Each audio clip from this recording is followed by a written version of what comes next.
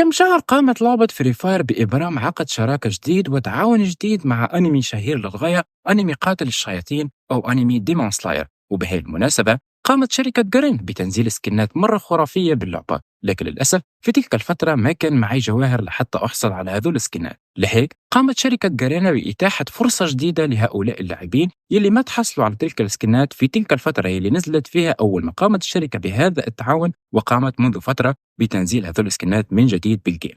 فبالفيديو تبع اليوم راح نقوم مع بعض بحرق هذا الحدث ونشوف الحظ تبعنا، هل راح نستطيع نحصل على هذول السكنات، وايضا كم راح تكون تكلفة هذا الحدث بالكامل. فلايك واشتراك لو كنت اول مرة بتابع هاي القناة، وتابع معي الحظ تبعي بعد هذا الانترو الخفيف.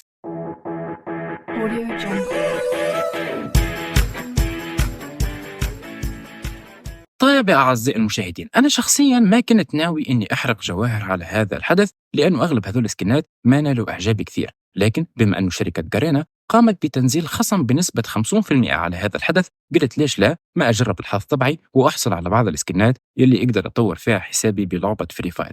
طيب يا شباب، أغلب صناع المحتوى اللي شاهدتهم قاموا بحرق هذا الحدث. تكلفة الحدث يعني إجماليا كانت في حدود 3600 جوهرة، ومثل ما تشوفوا أنا بحسابي معي أيضا 3600 جوهرة. لكن أنا عندي إشي إيجابي ونقطة بتميز فيها على صناع المحتوى الآخرين، إنه معي تخفيض 50%. بالتالي أتوقع إنه 2000 جوهرة كحد أقصى بيكونوا كافيين لحتى نحصل على كامل الجوائز الموجودة في هذا الحدث. أيضا يا أعزائي المشاهدين، أريد أطلعكم على بعض السكنات اللي قامت شركة جارينا بتنزيلها بمناسبة تعاونها مع أنمي قاتل الشياطين أو أنمي ديمون سلاير. خلينا بورجيكم بس هذا سكين اللي هسه معي. أنا صراحة يعني نسيت متى حصلت على هذا السكين، لكن لقيته هيك عن طريق الصدفة. لقيت إنه معي هذا سكين اللي هسه واضح أمامكم بالصورة، وهو سكين أسطوري. يعني أنا حيران ليش لعبة فري فاير قامت بتنزيل سكينات في علاقة بهي الشراكة وما قامت بإرجاع هذا السكين من جديد. طيب مثل ما تشوفوا هذا هو السكين اللي أنا قاعد بتحدث عليه. طيب خلينا حاليا نطلع ونفوت مباشرة إلى هذا الحدث اللي رح نحرق عليه الجواهر، واللي رح يكون موضوع الفيديو تبع اليوم. فهل رح يبتسم من حضراتنا الحظ وهل رح نوصل على هذول السكنات؟ الإجابة رح تكون بعد قليل. طيب بنفوت الحين بشكل مباشر إلى كلمة الحظ الملكي هيك على هي الشاكلة. ومثل ما تشوفوا يا أعزائي المشاهدين، لساتني مش مسوي ولا لفة على هذا الحدث، فقط الحين فتحت الكاميرا وقلت أشوف حظي مع حضرات المتابعين. مثل ما تشوفوا هون تخفيض بنسبة 50%، وسعر العشر لفات هو فحسب 125 جوهرة، وإحنا معانا 3600 جوهرة. فأتوقع يعني إذا كان مو حظي خايس لهي الدرجة، أتوقع إنه ذا عاد جواهر كافي للغاية لحتى نحصل على قائمة هذول الجوائز اللي هسه واضحين أمامكم بالصورة. موجود هون 3 سكنات، سكن خاص بالبنت و2 سكنات خاصة بالشباب. موجود أيضا بعض الجوائز الإضافية، وموجود أيضا هذا التوكن الأخضر اللي أقدر استعمله لما يكون معي 200 توكن من هذا التوكن الأخضر لحتى أحصل على بعض الجوائز والسكنات النادرة اللي تم تنزيلها أيضا مؤخرا بلعبة فري فاير. طيب خلينا بموضوع الفيديو الأساسي يلي بيتمثل في حرق هذا الحدث الملكي وهذا الحظ الملكي. خلينا نقول هيك بسم الله ونبلش على بركة الله. أول 10 لفات في علاقة بهذا الحدث ب 125 جوهرة. خلينا نشوف شو راح يطلع معنا يا أعزائي المشاهدين. تقريبا ما طلع معي ولا شيء. خلينا نسوي هيك انقل للتخطي وخلينا نشوف شو طلع معي. مثل ما حكيت لكم يعني تقريبا ما طلع معي ولا شيء أسطوري. خلينا نسوي حاليا اللفة ب 250 جوهرة. يعني اتضح يا أعزائي المشاهدين إنه بس اللفة الأولى عليها خصم بنسبة 50%، مو كل الحدث يعني عليه خصم بنسبة 50%. وهي نقطة أنا ما انتبهت لها إلا حاليا لما قمت مع حضراتكم بحرق هذا الحدث.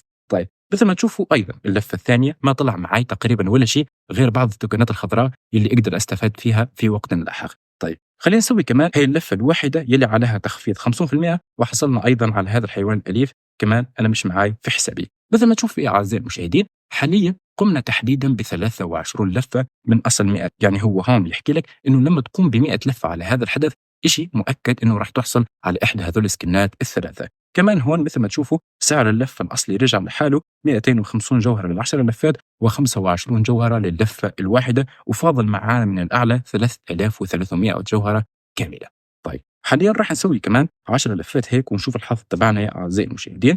كمان حصلنا على هي الجائزة. يعني تقريبا الجوائز اللي موجودة من الأسفل كلياتها حصلناها، تبقى فحسب الجوائز الموجودة من الأعلى ألا وهي السكنات. أنا بدي على الأقل إني أحصل سكنات تبع الشباب، يعني أنا سكن البنت ما لي لازمة لهذا السكن. طيب خلينا نرفض هيك هذا الطلب هيك على هي الشاكلة ونسوي كمان 10 لفات ونوقف بشكل مباشر. تهانينا والحمد لله، كان هذا أول سكن وأفضل سكن تقريبا بهذا الحدث كلياته حصلنا عليه دون مواجهة أي مشاكل. وخلينا نسوي هيك فتح. مثل ما تشوفوا يا أعزائي المشاهدين حصلنا على أول سكن مثل ما حكيت لكم، وهون رجعوا اللفات من جديد 8 من 100. يعني أنا مثل ما حكيت لكم بداية الفيديو، لما توصل على الأقل 100 لفة بنسبة 100% أنت راح تحصل على إحدى هذول الجوائز الثلاث اللي بتمثل في هذول السكنات الثلاث. أنا حاليا راح أواصل الحلقة عشان بدي أحصل على سكن الولد الثاني. طيب بنسوي كمان هيك لفة ب10 كمان يا أعزائي المشاهدين ب 250 جوهرة ونشوف الحظ تبعنا. يعني تقريبا أنا الحين بتوقع إنه كمان ما طلع معنا ولا شيء غير مجرد هذول الصناديق وهذا الحيوان من جديد. خلينا نسوي من جديد كمان 10 لفات ونوقف هيك بشكل مباشر، كمان ما طلع لنا ولا شيء غير هذا التوكن الأخضر. طيب خلينا نسوي كمان هيك 10 لفات ونشوف شو طلع معنا، كمان ما طلع معنا ولا شيء غير هذا الحيوان. حاليا قمنا بصرف 1600 جوهرة كاملة وحصلنا إجماليا على هذول الجوائز الثلاث الموجودين من الأسفل، وحصلنا على هذا السكن تبع الولد. تبقى معي حاليا 2000 جوهرة. هل هذا عدد كافي لحتى نحصل على سكن الولد الآخر؟ خليكم معي. طيب بسوي كمان هيك 10 لفات على السريع ونوقف هيك بشكل مباشر، كمان ما طلع معنا ولا شيء. حاليا راح أسيبها هيك لحالها وأشوف الحظ يعني يمكن يبتسم لي. طيب تقريبا طلع معانا إشي هيك نادر يا أعزائي المشاهدين، خلينا نكتشفوا شو هو بالضبط. طلعت معانا كمان هي الدراجة يلي ما لهاش لزوم، عشان حاليا فقط أنا بتحصل على توكنات حمراء لأنه بالفعل حصلت عليها ببداية الفيديو. طيب خلينا نسوي هيك لفة ب25 جوهرة بلكي يبتسم لحضراتنا الحظ. وفعلا يا أعزائي المشاهدين حصلنا على سكن البنت فقط ب25 جوهرة. يعني تخيلوا كل هذول الجواهر وفي الأخير بلفة واحدة نحصل على سكن البنت. طيب خلينا نسوي كمان حسنة وخلينا نسوي فتح لهذا السكن. طيب يا أعزائي المشاهدين حاليا تبقى معي 1500 جوهرة كاملة، يعني إجماليا صرفنا قرابة 2100 جوهرة كاملة على هذا الحدث. خلينا نواصل في الحلقة عشان مثل ما حكيت لكم أنا بدي أحصل على سكن الشاب الآخر. نسوي هيك يا أعزائي المشاهدين، كمان ما طلع معانا ولا شيء. خلينا نسوي كمان لفة ب10، كمان ما طلع معانا ولا شيء. حاليا تبقى معي 1000 جوهرة كاملة. خلينا نسوي هيك لفة ب25، يعني بلكي يبتسم لحضراتنا الحظ من جديد. نسوي هيك لفة ونقوم بتوقيف هاي اللفة، طلع معانا فقط مجرد توكنات. خلينا نسوي من جديد 10 لفات هيك واسيبه هيك لحاله بلكي يبتسم لحضراتنا الحظ. نفس الامر ما طلع معانا ولا شيء تقريبا. خلينا نسوي هيك مثل ما تشوفوا ما طلع معانا ولا شيء. خلينا الحين اقوم باستلام هذول الجوائز من اليمين، بلكي يعني الشركه تخلي الحظ يبتسم معي اكثر واكثر. طيب خلينا نستلم هذا السكن، وخلينا ايضا نستلم هذا السكن تبع الشاب وهو سكن كثير رهيب ايضا يا اعزائي المشاهدين. خلينا نسوي حاليا لفه هيك ب 250 ونشوف الحظ تبعي، كمان ما طلع معي ولا شيء. حاليا يا اعزائي المشاهدين تبقى معي فقط لفه واحده ب 250 جوهره، لانه مثل ما تشوفوا عدد الجواهر يلي معي من الاعلى 496 جوهره، وال10 لفات سعرها 250 جوهره. فالحين شو راح نسوي؟ راح نقوم باللف فقط بلفه واحده، بعدين لما يوصل الرقم ل 250 جوهره راح نسوي اخر 10 لفات بهذا المقطع. فهذا العدد تبع الجواهر راح يخلينا نحصل على اخر سكن موجود بهذا الحدث. خليكم حاليا تابعين معي الفيديو. طيب راح نسوي هيك لفه واحده ب 25. شو طلع معي؟ طلع معي فقط مجرد توكنات. كمان لفه اخرى ب 25 طلع معي مجرد صندوق. كمان لفه هيك بواحد بس طلع معي صندوق تبع اسلحه. لفه اخرى يا اعزائي المشاهدين طلع معي هذا الحيوان اللي انا قرفت منه، كمان لفه واحده هيك وطلع معي مجموعه توكنات. حاليا صار معي 370 جوهر، يعني قرابه حاليا 5 لفات اضافيه، بعدين نسوي اخر 10 لفات بهذا المقطع. فخليكم تابعين معي. طيب بنقوم هيك برفض هي الدعوه ونسوي كمان هيك لفه، بنسوي كمان هيك لفه، وكمان بنسوي كمان هيك لفه، وتقريبا هي اخر لفه واحدة بنسويها بهذا الفيديو. خلينا نسوي هيك فتح بشكل عشوائي. طيب يا أعزائي المشاهدين حاليا آخر 10 لفات، آخر 10 لفات حاسمة بهذا الفيديو عشان نشوف هل راح نستطيع نحصل على هذا السكن الخنزري اللي لسه واضح أمامكم بالفيديو.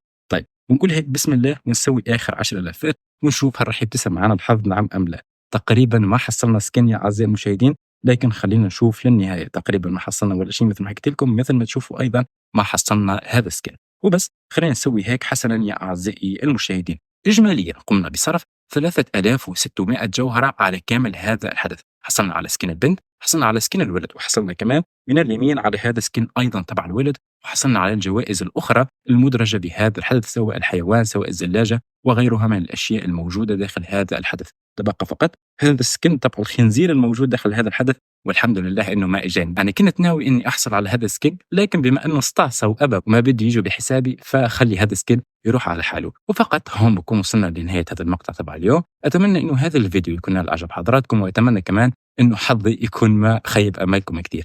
ايضا في بعض الاخبار يا اعزائي المشاهدين بتحكي انه عن قريب شركه جارينا رح تقوم بتنزيل سكنات الارانب داخل لعبه فري فاير. فإذا معكم جواهر أنا بنصحكم أنه تحتفظوا فيهم، عشان سكنات الأرانب أفضل بكثير من هذول السكنات يلي قامت شركة جارينا بتنزيلهم. وبس لا تنسى الاشتراك وتفعيل زر التنبيهات، عشان كمان راح تكون في مقاطع ممتعة راح تنادي إعجابك بإذن الله، وملتقانا إن شاء الله بمقطع جديد في قادم الأيام.